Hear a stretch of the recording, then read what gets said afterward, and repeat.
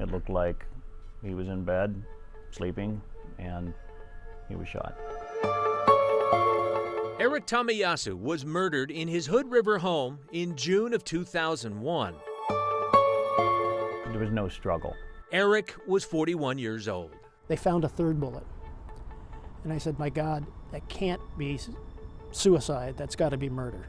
Don Dixon, Eric's friend, found his decomposing body in the upstairs bedroom of the house Eric had recently built next to his orchard on Binns Hill Road. And as I got to his room, the stench was incredible. As I was standing there, I looked to my left and I see him laying in bed and I yell, Eric. Did you know right then he's dead? By now I'm in shock. At the time, the gunshot wounds to Eric's head weren't evident, though Dixon was sure his friend was dead. He called 911. Investigator Gary Tiffany was one of several sheriff's deputies to initially show up. Somebody came in here for the sole purpose of killing Eric, and you know, they didn't steal anything, they didn't take anything. He's not somebody that had a lot of enemies. Didn't have a lot of enemies, but apparently had one. Apparently he did. Private investigator Darren Coates was hired by Eric's family when the Hood River Sheriff's Department wasn't finding answers. I don't know if they would say that it was botched. I think that they have questions about the way that some of this was handled. Those questions helped the case draw national attention a year after the murder. Network TV's Unsolved Mysteries dissected the investigation, pondering possible suspects, including Dixon and then Sheriff Joseph Wampler, whose wife, according to Dixon, might have had a close personal relationship with the victim.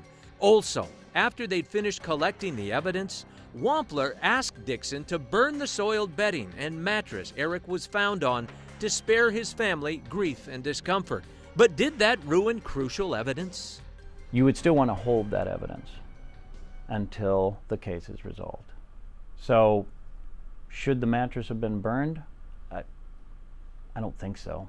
No, I don't believe anything was lost. Everything was collected before it was taken out. Dixon thought differently just before burning the bedding. And the sheet falls open. There's nothing cut out of it. They're all intact. Yeah. No samples taken. There were no samples taken. Wampler wouldn't talk on camera, but told me over the phone that's not true. About a week before he was murdered, Eric was with a woman named Diana at his house at night when... Again. Knock at the door. It happened twice. Each time Eric answered,